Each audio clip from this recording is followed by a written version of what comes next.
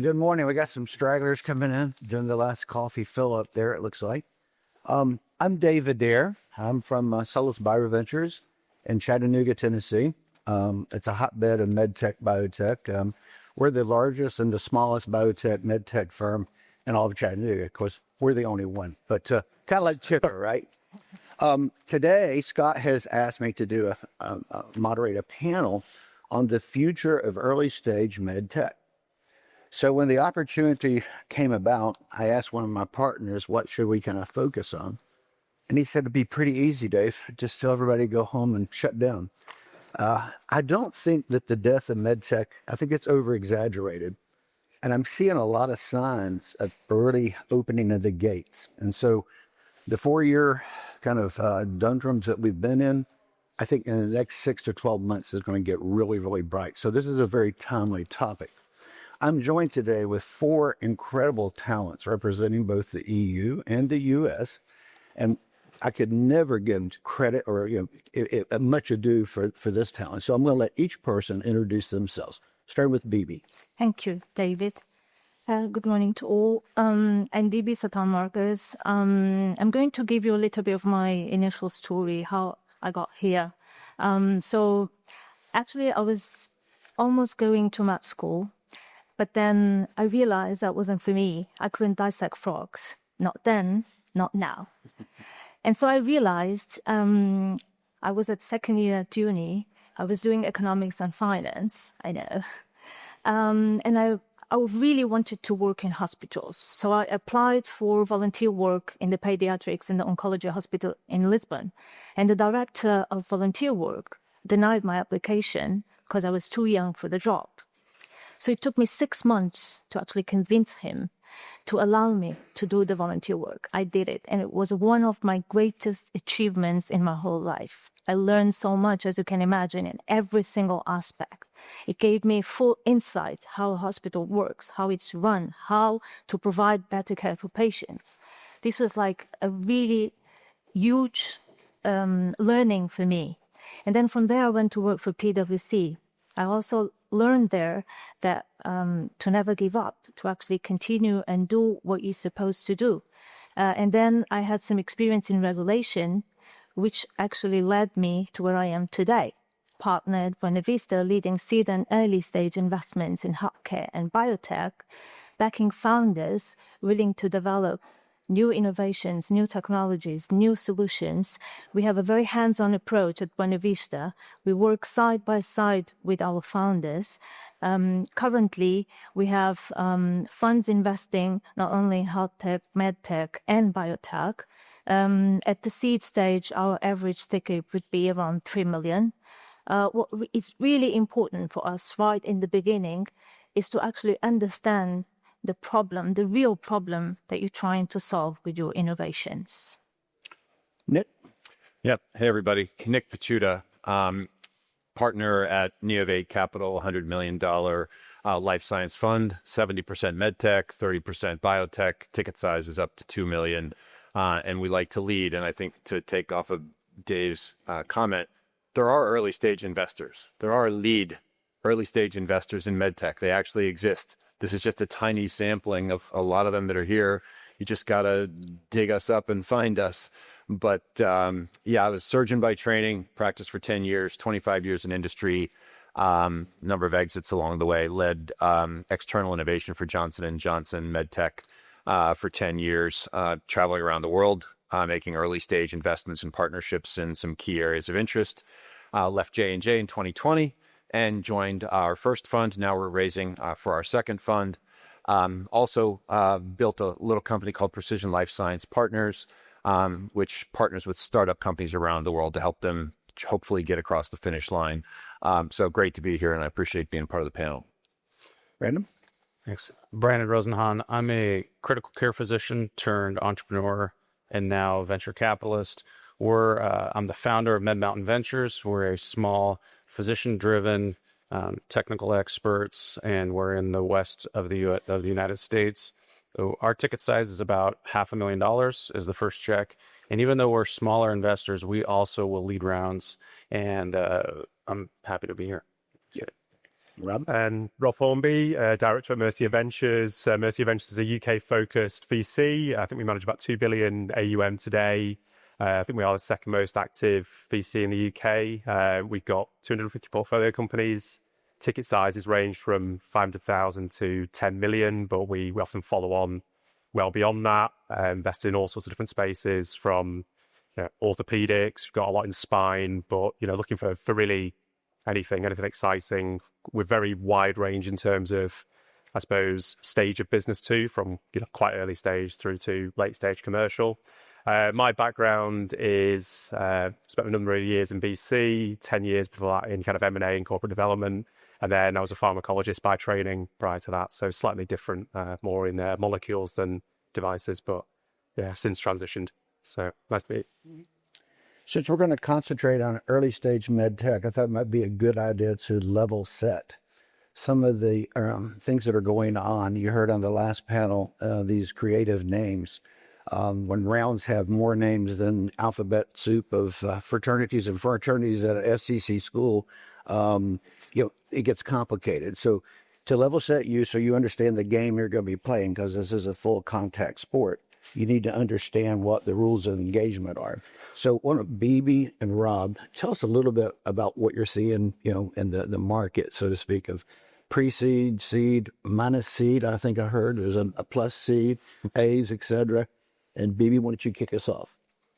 Okay, so going from seed to Series A is really challenging for most companies. Not all are able actually to arrive to Series A successfully. In my point of view, you need to build really strong teams because they will back you ups and downs while you're doing this trajectory. They will be your safety net.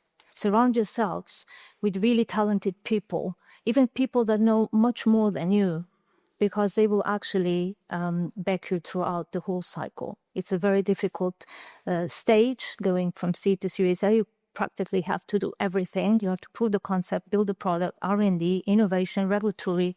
You need to build the company itself. You can't just arrive and have a project. You will be a company. So a lot of challenges. Surround yourself with talented people. Then second would be define very clearly your regulatory path, your strategy. You will need that because it has to be really, really understandable since the beginning, so you can define all the milestones you need to achieve and have it really, really clear. It's not going to be easy. It's complex, but you just need to be compliant. These are the rules. We are also a regulated industry, and we know the rules. We have to be compliant. Then also, I would define since the beginning the fundraising strategy. So you need to understand along the way you need to be in fundraising mode all the time, actually. But you need to understand you're going for grants, you're going for other types of financing, when you will need to fundraise, which milestones you need to achieve to get you there. That will keep you stable throughout the whole cycle. So this would be basically, I think, what it takes to go from seed to Series A. Yeah, it's pretty comprehensive, to be fair. I mean, I think kind of hammer home on milestones, and I think companies coming to us with quite an unclear plan or a plan that doesn't have those, quite key delineated milestones in terms of, this section of the fundraise will get you to here. There's a value inflection point. This will bring other people on board. But I think even with that, I think in today's funding market, even that sometimes is not enough. I think what we've seen typically from a UK focus is companies obviously set the plan at the start. They have milestones. The market moves. And I think what we've seen is today, everyone has become significantly more risk averse. So those milestones may have been true 5 years ago, but actually today they may not be as true. So I think I'd be going in with the mindset of, if you can do this, it's not easy, but at seed stage, if you can build the syndicate in mind at that point, have a syndicate that could theoretically fund you through Series A and get you to a point where you are commercial, you just have a much easier journey, because it's much easier when those investors are on board from the start because they've got a vested interest to get you there. If the milestones move and you've not quite achieved what the market requires today, it's really, really hard for a business to then bring them on board. So I think just having that in mind, in a sense, at the start, try and think about how do you de-risk the journey for investors, all the way through. Well, not easy. So since we have a mixed audience of investors, entrepreneurs, we want to give everybody a full serving here, right? So let's talk about tailwinds and headwinds, because I love airplanes, for both opportunities and then, places to avoid for entrepreneurs as well as investors. So Nick, you want to kick us off on that one? Sure. I think it ties into that first question of seed, pre-seed, A, and, what's an early stage investor and how the startups interact with them. And we talked about headwinds and tailwinds, but what's an early stage investor? If we go to the websites of lots of the funds that are here, it'll say, we're looking for early stage investment. And then you have the conversation and they say, well, do you have 10 million in revenue? And do you have your FDA and CE? And tell me about your commercial team and your reimbursement. And, but we love to take risk. Yeah, okay, maybe you do. But by definition, to me, your vision and your strategy is basically played out in how you deploy capital, right? If you're willing to take risk, real risk, you're going to be pre-seed, seed, A-round investors, and you're going to be structured to do that and, invest with conviction and be willing to live with the consequences of, being early stage investors. With the headwinds in the market today, certainly there's, more market unpredictability. Interest rates are still high. But I think one of the dynamics we've seen that ties into this, what does it mean to be an early stage investor, is that the success of 2018, 2019, 2020 until the mid 2021, there was a lot of success, a lot of liquidity, IPOs, and the funds that might have been a $50 million fund or a $100 million fund then did quite well. And then they do a $300 million fund or a $400 million fund. But to do that, now you have to write bigger checks, right? And now you're writing that $5 to $30 million check. And unfortunately, then COVID hits, and we spend the last 4 years watching the number of new life science venture capital funds that come out drop exponentially down, right? So there's far fewer new funds. And when you're a new fund, you don't usually come out of the block with a $300 million fund. It's a small fund that does earlier stage investments and writes small checks. So what's happened was the successful funds from 5 years ago have gone later and bigger. There's been less new emerging funds. So as a startup, trying to find a lead investor right now is about as difficult as you can get because there's just less around. So you're going to have to be, more buttoned up. So the implication to a startup is you're going to have to be more sophisticated in your approach, more aggressive and more present everywhere in the world than ever before. There's less investors and less early stage capital, and it's going to be more competitive. So you're just going to have to, be more buttoned up than ever before. Nick covered most of it, which is excellent. I'm just going to add a little bit more to the headwind of having been an founder, angel investor, and then early stage.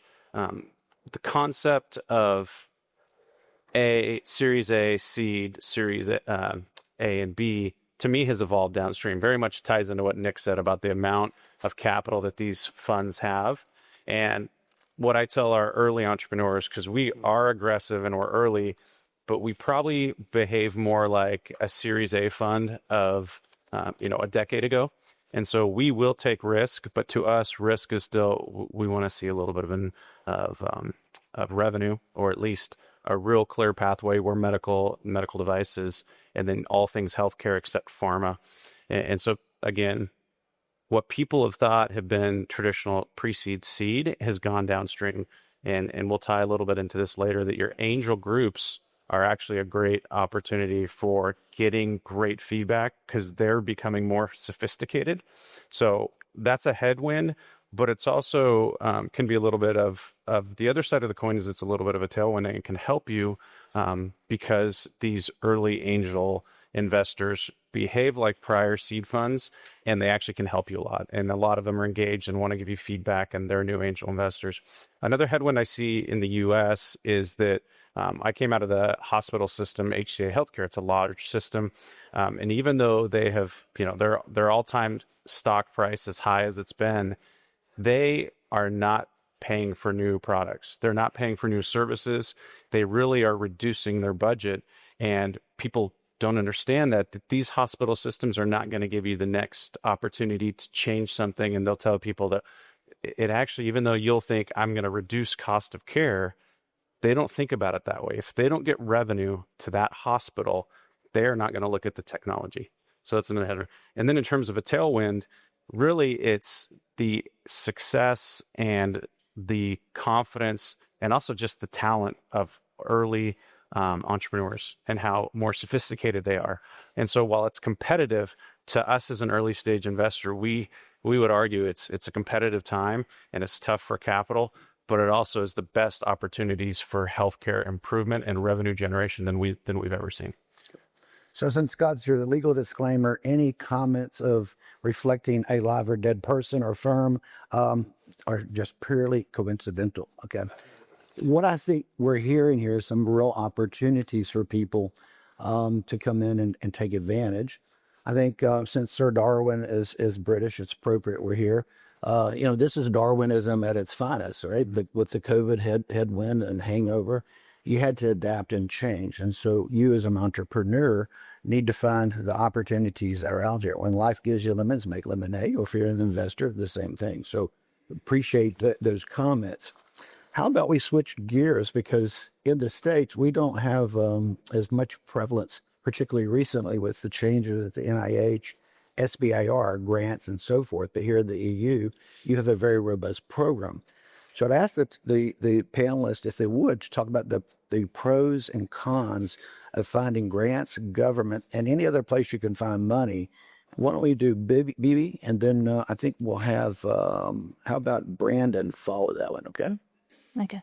So grants actually play a significant role right in the beginning of your journey because they can allow you to get some funding that will help you navigate through R&D process, especially in the beginning where there is no that much capital available. And as Nick was saying, early stage investors and we risk takers, but then where are the revenues? So it doesn't match really at that time, right in the beginning. So grants can play actually a significant role. At the European Union, there are several programs available.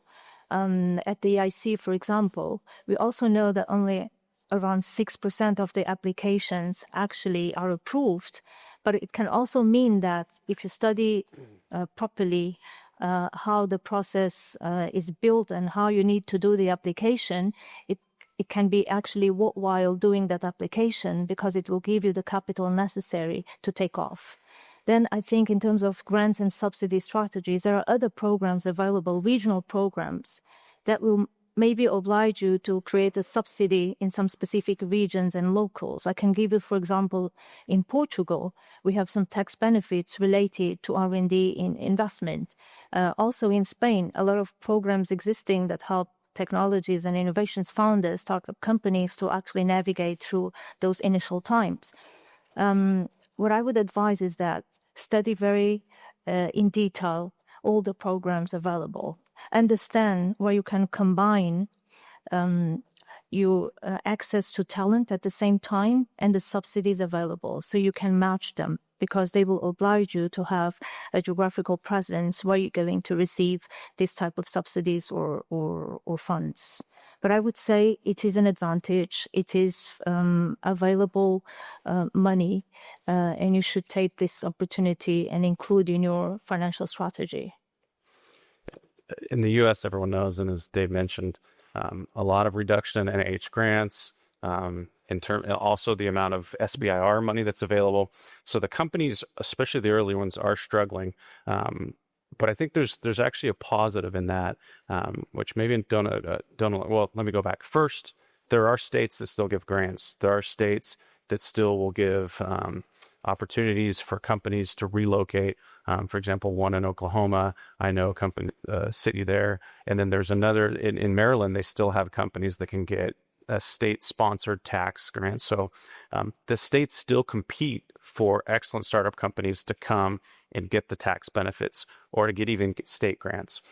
So there's still great positivity. The hards, and I'll come back to one more positive, and then I'll go to the negative side is, of course, the NIH and the SBIR, and those dollars are more competitive.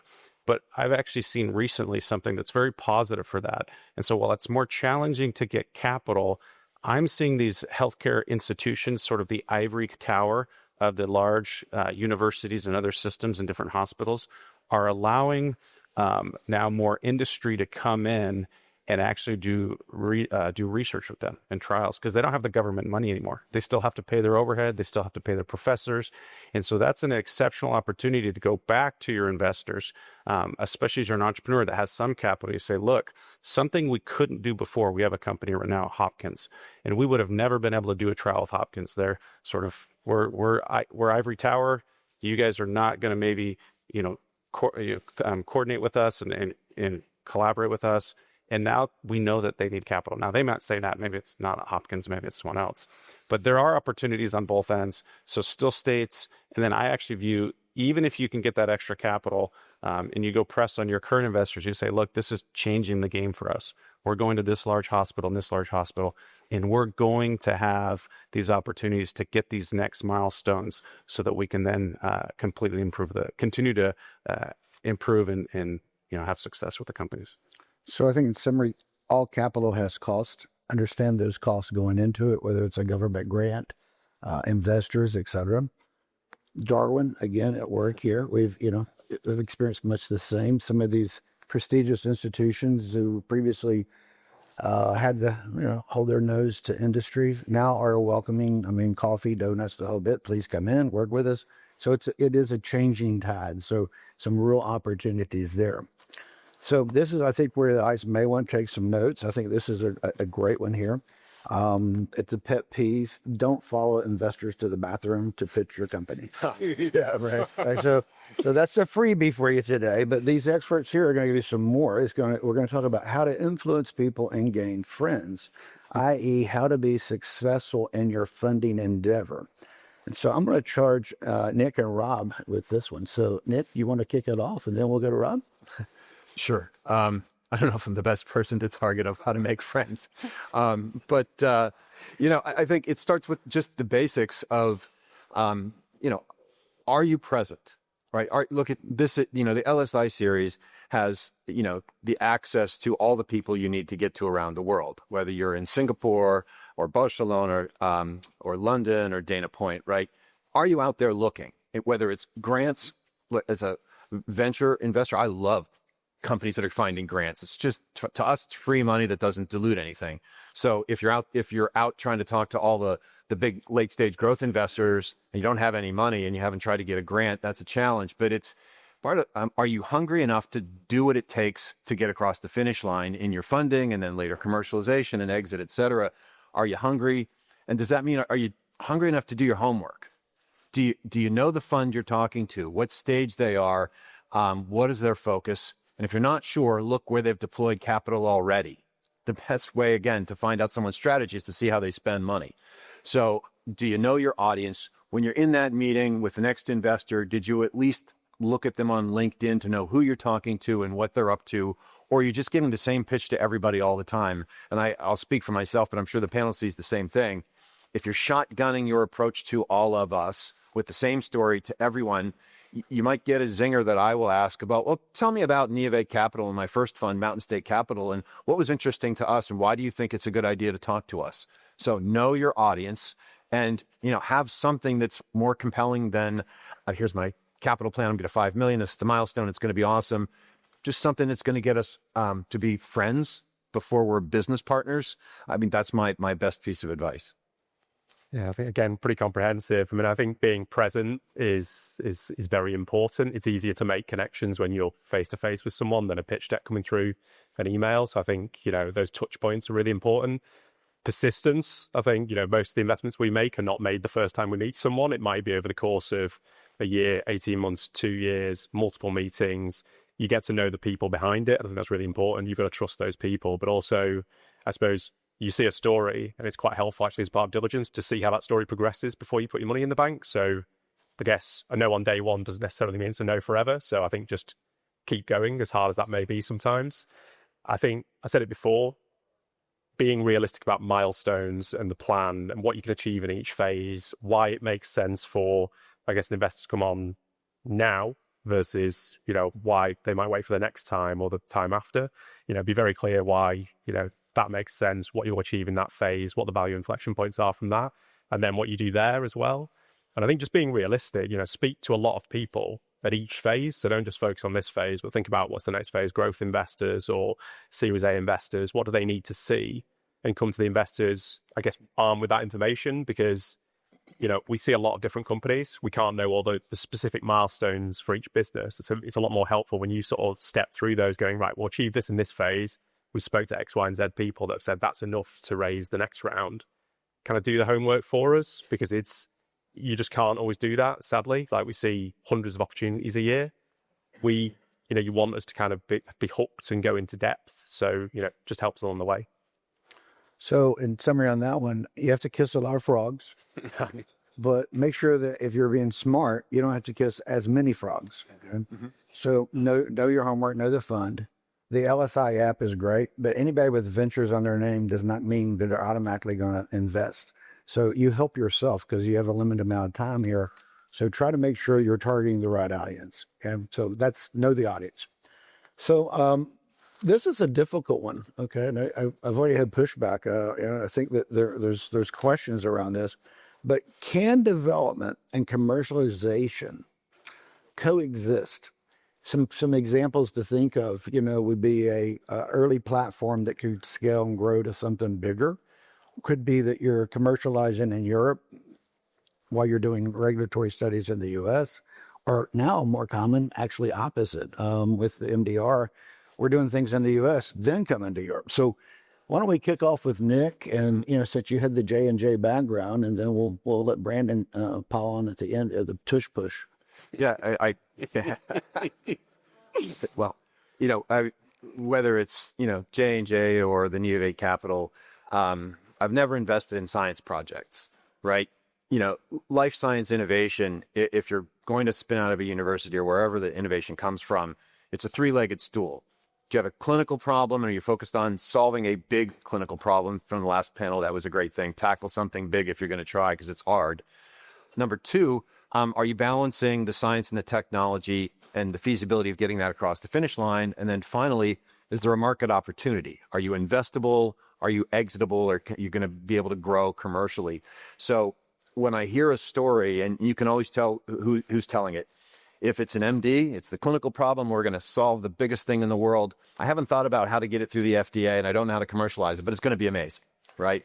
If it's from an engineer, I'm as biased as they come, it's going to be technology, and it's the best thing that's ever happened, and I'm the only one that could ever develop it. But let me tell you on the next 63 slides how amazing my tech is.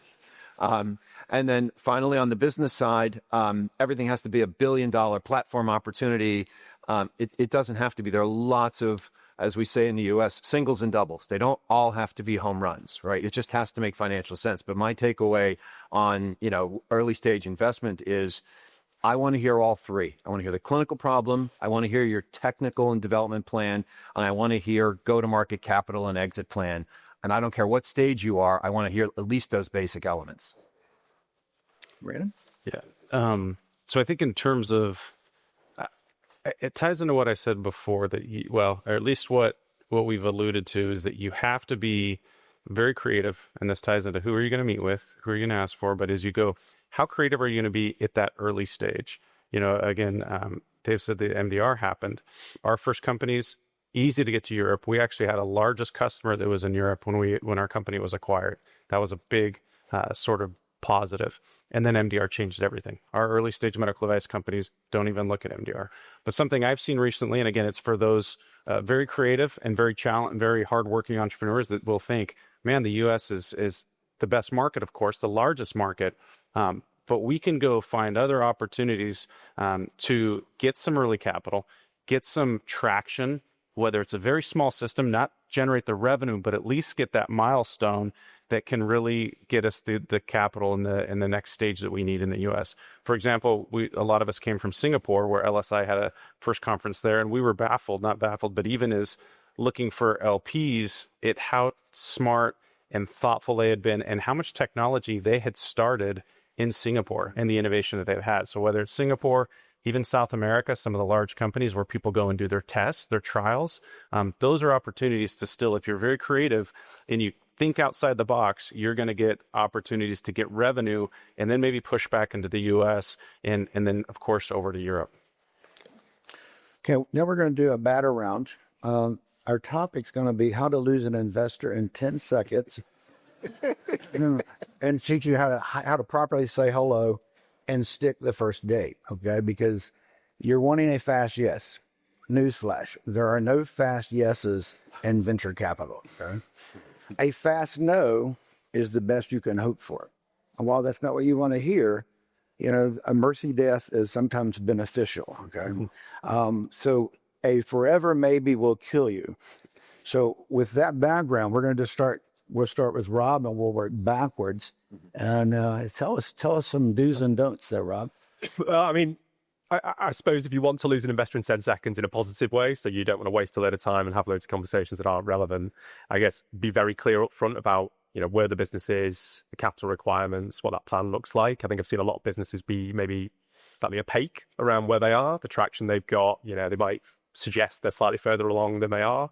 And then it's a surprise when you get down the line into diligence, you actually go, well, you're not really here, you're here. So that doesn't really fit. So I would almost avoid doing that. Just be really open and honest. I think that's it's a good thing. And it means that actually when you are kind of there, we might be, willing to invest. So I think that's a key thing.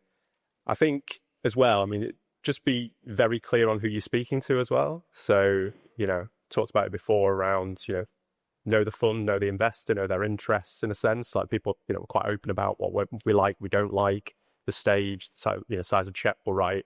So do your research there. Again, go over quick no's. Like you don't want to be wasting your time speaking to people that are just never going to invest in you at this stage. So really go down that trap. I think slower no's. I think people that just come with unrealistic plans, like early stage business trying to raise, 30 million out of the blocks. Like if it doesn't have credibility, it just, you're not like immediately you look at it and you go, we're never going to do this. It might be the best idea in the world, but you come to us with a thing that is, it just lacks credibility. You question the person behind it and the amount of research they've done, the thought they put into it. So I think just really think about what you're doing. Don't have an ego. Just go, where are we? What stage of business are we? If you need to raise 1 million or 500K to get to the next phase, it's fine. Doesn't matter. Just build it up over time, but just be realistic, credible. Yep. I'm just going to give it one simple topic, one simple principle and it goes back to what's said multiple times, preparation. So I love that Nick said, well, you got to go back and understand, and your preparation is knowing about me. What did I do in my last fund? And then I'll just finish with two things of LSI. It was very easy for me. I actually changed our description of what my fund does. Later on, I put seed with a big, huge capital SEED. And so anyone that came and I saw in their attempt that we're raising we're raising $20 million of XYZ, easy no, click no, sorry, too small, or too large, we're too early. And then the other one was even easier. If I saw no profile, I just said no profile, no meeting. So you got to have your preparation. Those of you that are going to go to Dana Point, get going weeks early and really do your research. And so preparation always going to help you, whether it's LSI or other conferences. Know your audience. I'll use the easy bucket, hard bucket analogy. Don't put yourself in the hard bucket in the first 30 seconds, right? And how do you do that? And you just gave an example. You're looking for a seed round and you're talking to someone that starts writing a check, like say MVM at $20 million, right? To me, it's about the first 30 seconds, right? Whether you're in the bar, whether you're in the pitch session, wherever we are, a speed dating conversation in the great room. Can you hook me in 30 seconds? You're not going to get a check written in the first 30 seconds, but it's very easy if we're now on, 10 minutes over time and you're still introducing yourself and you haven't even told me about the technology, we're done. And I'll give an example from yesterday. I had a CEO pitching the story. We got, 2 minutes before the meeting was going to be up. And I said, that was great. It's really interesting. We should follow up. Thank you very much. And then they just kept talking. It's rare to get someone who says, hey, I really like that. And I want to follow up with you. That's you're in the easy bucket. Don't keep talking, because what I'm looking for are CEOs that I can work with, because this isn't a one-time transaction. This is many years together through good and bad to get you across the finish line. So if you don't have the ability to listen, learn, and pivot based on what your investors are telling you, you're now in the hard bucket. And there's hundreds of startups here that I can meet with. I want to meet with the ones in the easy bucket today and the easy bucket tomorrow. I don't want to talk to the ones that put themselves in the hard bucket in the first 30 seconds. Bibi? So I'm going to start giving you an example. Just a few months ago, I had a digital meeting with a founder. And basically he started the meeting saying, I'm not here for fundraising. And we were like, and the second sentence after was, do you know what we do? Okay, so it took me 10 seconds. 2 strikes. Yeah, exactly. So it was either charm or alarm. And that was a huge alarm, honestly. I mean, just drop this. So this is basically to say that don't come unprepared. This is not a blind date, okay? You know exactly who you're meeting with. You know your date. Study the date. Prepare everything you can. This already been said, but I'm just repeating this because this is so fundamentally important for you to be successful in a fundraising process. We do fundraising as well. We fundraise a lot for our own funds. We have a lot of experience and we know the pain. It's really painful. It's really difficult. You will struggle a lot. It's not easy. You get 100 no's when you get one little hope to actually be able to follow up. So just do your homework, prepare everything very clearly, know exactly how you need to proceed every single stage of fundraising, do follow-ups, speak with your investor, be transparent, don't pretend you know more than you actually know, because that will give a wrong impression to your investors. It means that you're just like pretending every single information, and that this will bring, it won't be credible. Okay, so, and also, not only that, but know very well your problem while doing the presentation to your investors, because more than the solution that we already know, you dominate the solution, you're building the technology, you know the solution, but we really want to understand if you really know the problem for the solution that you're building, okay? So this is tremendously important, preparation at all means. So from this, I'm going to add just a little bit, coachability, understanding that what's being asked of you. Most VCs don't give feedback. We give feedback because we feel like that's the right thing. When I was in your shoes as an entrepreneurial journey, people would say, I love you, 50 million on Monday. And next thing I know, it's like crickets. So we're at Solas, we're definitely not the sharpest knife in the drawer, but I think the questions we're going to ask, somebody else is going to ask you those questions. So you need to have a different answer or be better prepared for it. Don't become accosting, okay, when you're getting free feedback, okay? You're paying nothing for it. It's free, so take it for that. But take it as a value builder, because coachability, soft things that we look for, how you treat others, how you treat the people who are coming in and taking out your garbage. When you walk through the room, do people approach you or do they run away from you? Those little soft cues help us to decide whether we want to be a partner with you or not. So coachability, just being a good human being is a good way to start. We have about 50 seconds. First, I want to thank you to this talented panel. They're put together like a fine piece of leather. So we appreciate the opportunity of making my job easy. Okay. We do have a couple of seconds. If anybody has a question, anyone? They've solved the answers. Okay. Well, good. Well, thank you all. We'll let you out 30 seconds early.